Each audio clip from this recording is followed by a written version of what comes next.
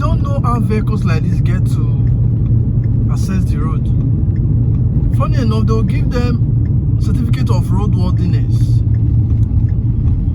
This is environmental pollution, and the government isn't saying anything about it. This is not fair, it's not healthy for the environment when cars like this pollute the air. There should be regulations, strict regulations, and enforcement of those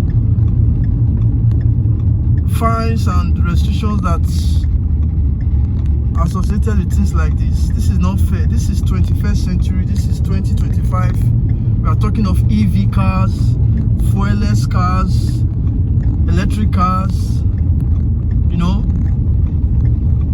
battery powered cars and all of that.